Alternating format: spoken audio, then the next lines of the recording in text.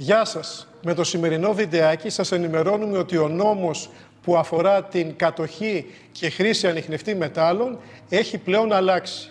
Έτσι, θα σας δείξουμε βήμα προς βήμα τη διαδικασία για να πάρετε δελτίο κατοχής και να βγάλετε άδεια χρήσης με τα νέα δεδομένα.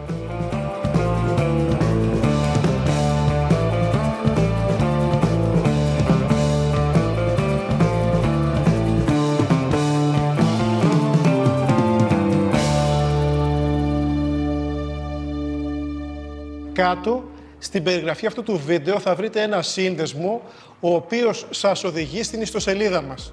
Εκεί μπορείτε να κατεβάσετε ολόκληρο το FAQ, τα δικαιολογητικά διορθωμένα και συμπληρωμένα, αλλά να βρείτε και τις αρμόδιες υπηρεσίες στις οποίες πρέπει να τα στείλετε. Η υποχρέωση δήλωσης κατοχής του μηχανήματος έχετε μέσα σε 10 ημέρες από την κτήση του και μετά από οποιαδήποτε κτήση. Είτε το αγοράσατε δηλαδή στην Ελλάδα ή από το εξωτερικό, ακόμα και αν σας το έχουν κάνει δώρο. Ο νόμος ισχύει τόσο για τους ανιχνευτές μετάλλων, όσο και τα όργανα διασκόπησης του υπεδάφους. Παράδειγμα, γεωφυσικούς ανιχνευτές, μαγνητόμετρα ή γεωραντάρ. Όλα τα μηχανήματα δηλαδή που λειτουργούν βάσει φυσικών επιστημών. Σχετικά με τις ιδιοκατασκευές, οφείλετε να τις δηλώσετε και αυτές. Εάν δεν έχουν συριακό αριθμό, τότε σημειώνεται στο αντίστοιχο πεδίο του συριακού αριθμού ότι δεν παρέχεται. Διάφορα όργανα ραβδοσκοπίας όπως οι βέργες και το εκρεμές δεν οφείλετε να τα δηλώσετε, διότι δεν αποδεικνύεται η χρήση τους, η λειτουργία τους βάσει των φυσικών επιστημών. Όμως, εάν τα ραβδοσκοπικά μηχανήματα είναι ηλεκτρονικά, καλό θα είναι να τα δηλώσετε για να μην μπείτε σε διαδικασία να το εξηγήσετε αυτό σε περίπτωση που σας κάνουν έλεγχο. Στο Υπουργείο Πολιτισμού υπάρχουν πλέον δύο μητρώα κατοχής. Το ένα είναι για τους ιδιώτες και το άλλο για τους επαγγελματίες κατόχους ανιχνευτών. Για παράδειγμα, οποιοδήποτε κλάδο σχετικά με οικοδομή, πολιτικούς μηχανικούς, υδραυλικοί, ηλεκτρολόγοι, οδοποιία, ξυλουργοί, γεωλόγοι, διάφοροι τεχνίτες μπορούν να δηλώσουν το μηχάνημα σαν επαγγελματική χρήση. Σε αυτή την περίπτωση θα εξαιρούνται από την υποχρέωση άδειας χρήσης για την νόμιμη μεταφορά. Θα μπορούν να το μεταφέρουν δηλαδή χωρίς άδεια χρήσης. Οι παλιοί κάτοχοι ανιχνευτών μετάλλων, οι οποίοι έχουν δηλώσει το μηχάνημα στο Υπουργείο Πολιτισμού και μιλάμε για 17.000 ανθρώπους, θα πρέπει να μπουν στη διαδικασία να το ξαναδηλώσουν άμεσα με τις νέες φόρμες. Προχωράμε να σας δείξουμε ένα προς ένα τα δικαιολογητικά για την αίτηση κατοχής ανιχνευτή. Πρώτον, είναι μία αίτηση την οποία θα τη βρείτε και με την αγορά του μηχανήματος, στην οποία υπάρχουν κάποια πεδία. Για παράδειγμα, σκοπός κτήσης. Εκεί αν είμαστε ιδιώτες γράφουμε ως δραστηριότητα ελεύθερου χρόνου, ενώ αν είμαστε επαγγελματίες γράφουμε για επαγγελματική χρήση. Σημειώνω ότι για ένα μηχάνημα μπορούν να δηλωθούν πολλοί κάτοχοι. Και στο πεδίο χώρος φύλαξης σημειώνουμε ως άνω ταχυδρομική διεύθυνση. Επόμενο δικαιολογητικό είναι μια υπεύθυνη δήλωση η οποία αναφέρει ότι δεν έχουμε εκκρεμούσες δίκες ή καταδίκες σχετικά με εγκλήματα που αφορούν το νόμο περί αρχαιοτήτων. Αυτή την υπεύθυνη δήλωση θα πρέπει να την κάνετε θεώρηση γνησίου υπογραφής είτε στα Gov ή στα ΚΕΠ. Επίσης, θα πρέπει να συμπεριλάβετε και μια φωτογραφία ταυτότητας. Αναφορικά με τους επαγγελματίες, θα πρέπει να συμπεριληφθεί και κάποιο αποδεικτικό επαγγελματικής ιδιότητας, για παράδειγμα η έναρξη του επιτιδεύματος ή μια βεβαίωση σχετικά με την επαγγελματική τους δραστηριότητα. Αυτά τα δικαιολογητικά πρέπει να σταλούν είτε με email, το οποίο βλέπετε, ή στη διεύθυνση, την οποία επίσης σας δείχνουμε, του Υπουργείου Πολιτισμού και στο αρμόδιο γραφείο, το οποίο εκδίδει τα δελτία κατοχής ανιχνευτών μετάλλων. Το δελτίο κατοχής θα το λάβετε σε χρόνο περίπου 15 ημερών στο email σας. Εάν έχετε αναγράψει email στην αίτηση κατοχής ή στην ταχυδρομική σας διεύθυνση, αν δεν έχετε αναφέρει κάποιο email. Το δελτίο κατοχής έχει ισχύ άπαξ, δεν χρειάζεται πλέον ανανέωση κάθε χρόνο όπως παλαιότερα και καλύπτει νομικά για την κατοχή και όχι τη μεταφορά του ανιχνευτή. Νόμιμοι για τη μεταφορά του ανιχνευτή θα είμαστε μόνο αν προχωρήσουμε στο δεύτερο βήμα και αποκτήσουμε την άδεια χρήσης. Όσοι έχουν εγγραφεί στο Μητρό Επαγγελματιών, τονίζω ότι μπορούν να μεταφέρουν το μηχάνημα άνευ άδειας χρήσης. Για αυτούς θα είναι επιτρεπτή η χρήση σε ιδιωτικό έργο το οποίο τους έχει ανατεθεί και το οποίο θα πρέπει να είναι εντός οικισμού. Στην περίπτωση που το έργο τους είναι δημόσιο ή είναι στο ύπαιθρο, θα πρέπει να ενημερώσουν την τοπική αρχαιολογική υπηρεσία. Εξυπακούεται ότι και για τους επαγγελματίες κατόχους ανιχνευτών μετάλλων απαγορεύεται η χρήση ανιχνευτή σε αρχαιολογικούς χώρους ή προστατευόμενες περιοχές, όπως παράδειγμα Natura. Επισημαίνω ότι δεν πρέπει να μπλέξετε τις παραλίες με την ενδοχώρα. Κάνετε μία αίτηση η οποία αφορά τις παραλίες που σας ενδιαφέρουν όλες και άλλη μία αίτηση η οποία, για παράδειγμα, έχει χώρους οι οποίοι είναι στο βουνό. Προχωράμε στα δικαιολογητικά τα οποία χρειάζονται για την αίτηση άδειας χρήσης ανιχνευτή. Πρώτο είναι η ίδια υπεύθυνη δήλωση με θεωρημένο το γνήσιο της υπογραφής. Δεύτερο είναι η αίτηση στην οποία αναφέρετε και τους τυχόν συνοδούς που θα έχετε συνήθως μαζί σας. Και αυτοί είναι υποχρεωμένοι να υποβάλουν την υπεύθυνη δήλωση με το γνήσιο της υπογραφής τους. Τρίτο, το δελτίο κατοχής ανιχνευτή, το οποίο ήδη έχετε αποκτήσει, ενός ανιχνευτή ή πολλών ανιχνευτών, όσους έχετε νόμιμα στην κατοχή σας. Και τέταρτον, είναι τοπογραφικά για κάθε μία από τις περιοχές στις οποίες θέλετε να κάνετε χρήση του ανιχνευτή. Τα τοπογραφικά θα πρέπει να έχουν εμφανίσει στις συντεταγμένες, γι' αυτό το λόγο τα εκτυπώνουμε είτε μέσα από το αρχαιολογικό κτηματολόγιο ή μέσα στο εθνικό κτηματολόγιο με τον τρόπο τον οποίο θα σας δείξω σε λίγο.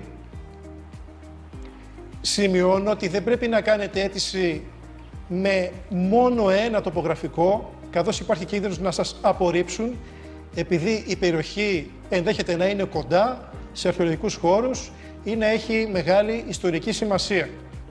Για να έχουμε όσο το δυνατόν μεγαλύτερη επιτυχία και να μας εγκρίνουν περισσότερες περιοχές στην αίτηση για άδεια χρήσης ανιχνευτή, ελέγχουμε αναζητώντας αρχαιολογικό κτηματολόγιο την περιοχή ή τις περιοχές του ενδιαφέροντός μας να είναι μακριά από αρχαιολογικούς χώρους. Μεταφερόμαστε λοιπόν στις παραλίες ή σε ενδοχώρα, σε βουνό που μας ενδιαφέρει να βάλουμε στην αίτησή μας, έως 10-15 περιοχές μπορούμε να βάλουμε. Εδώ βλέπουμε ότι οι αρχαιολογικοί χώροι είναι σημαδεμένοι με αυτό το κίτρινο περίγραμμα ή κάποια σημεία αρχαιολογικού ενδιαφέροντος έχουν αυτό το σημαδάκι όπως εδώ βλέπετε. Οπότε πάω μακριά, κάποια χιλιόμετρα μακριά από αυτά τα σημαδεμένα, λοιπόν, τις σημαδεμένες περιοχές. Ελέγχω ότι αυτή, για παράδειγμα εδώ, η παραλία ή η ενδοχώρα είναι καθαρή. Κατόπιν, για να εκτυπώσω το χάρτη της, πηγαίνω στο κτηματολόγιο, ζητάω θέαση ορθοφωτογραφιών. Εδώ είναι το ελληνικό κτηματολόγιο όπως βλέπετε. Πατάμε εδώ είσοδος. Περιμένουμε να ανοίξει το κτηματολόγιο. Μπορούμε να βάλουμε στην αίτηση έως και 10-15 περιοχές, η οποία κάθε περιοχή να έχει και από 3-4 χάρτες για παράδειγμα και ο κάθε χάρτης να είναι κλίμακας έως 1-2 χιλιόμετρα. Οπότε μεταφέρομαι πάλι στο σημείο αυτό το οποίο έλεγξα ότι είναι καθαρό.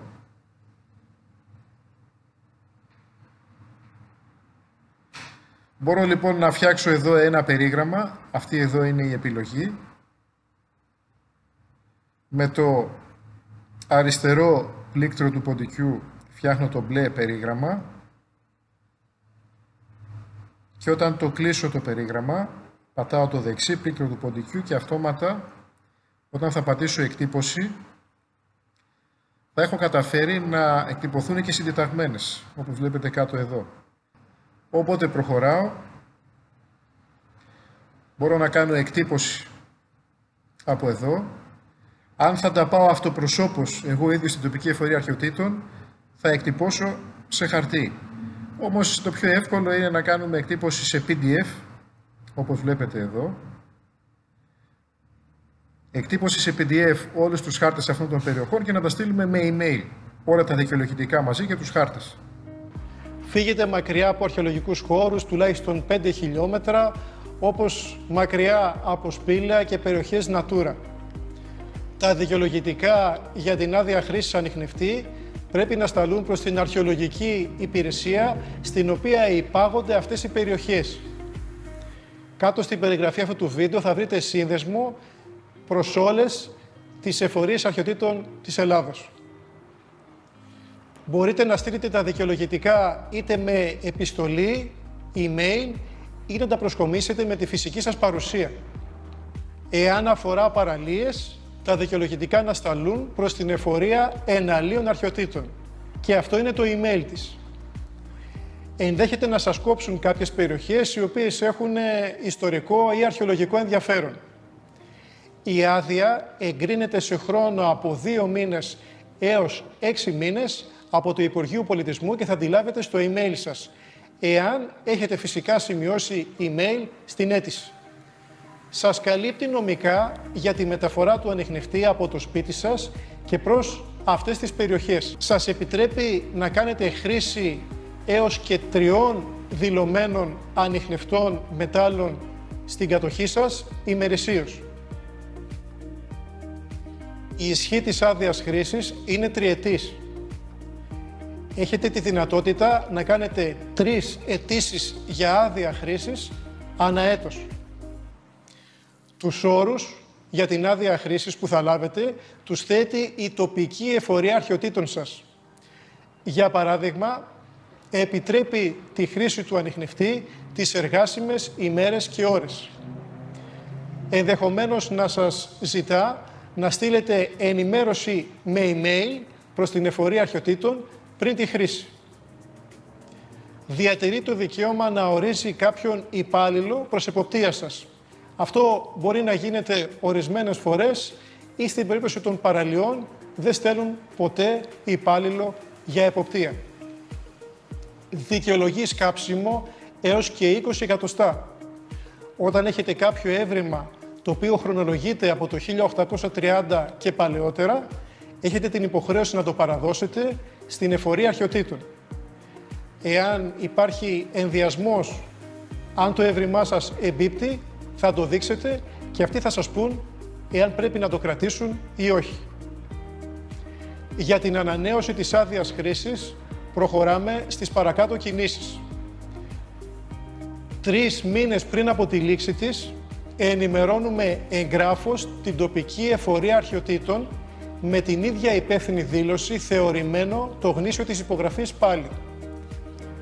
Δεύτερο είναι η αίτηση ότι επιθυμούμε ανανέωση της υπαριθμών τάδε άδειας η οποία μας έχει χορηγηθεί. Επίσης, αναφέρουμε και μια μικρή υποτυπώδη λίστα με τα αποτελέσματα της χρήσης, δηλαδή τα ευρήματά μας. Αν για παράδειγμα είναι παραλία, γράφουμε ότι βρήκαμε τόσα μολύβια ψαρέματος ή τόσα κέρματα ευρώ. Διαφορετικά, εάν δεν βγήκαμε ποτέ για χρήση του ανιχνευτή, δεν έχουμε στείλει καμία ενημέρωση ότι προχωρήσαμε σε έρευνα μέσα στην 3ετία, αναγράφουμε ότι δεν μετέβην προς χρήση του ανιχνευτή για προσωπικούς λόγους. Η ανανέωση της άδειας χρήσης θα γίνει και θα σας σταλεί στο email σας. Μπορείτε να μας καλέσετε για οποιαδήποτε απορία έχετε σχετικά με τη διαδικασία, ασχέτως αν έχετε αγοράσει ανιχνευτή μετάλλων από το κατάστημά μας ή τον έχετε αποκτήσει με οποιοδήποτε άλλον τρόπο. Το σημερινό βίντεο ανήκει στην ενότητα Q&A του καταστήματός μας, όπου εσείς ρωτάτε και εμείς απαντάμε τα πάντα για τους ανιχνευτές μετάλλων. Το καυτό ερώτημα αυτές τις ημέρες από όλους τους χομπίστες ήταν πώς μπορούμε να δηλώσουμε τον ανιχνευτή για να αποκτήσουμε δελτίο κατοχής και άδεια χρήσης με τα νέα δεδομένα. Κάποια πράγματα παρανοήθηκαν. Λάβαμε πάρα πολλές ερωτήσεις σχετικά με τον τρόπο και το τι ισχύει και τι δεν ισχύει. Για αυτό το λόγο κάναμε για εσάς αυτό το βιντεάκι. Ευχαριστώ και περιμένω να ακούσω τις απορίες σας. Γεια σας φίλοι μου.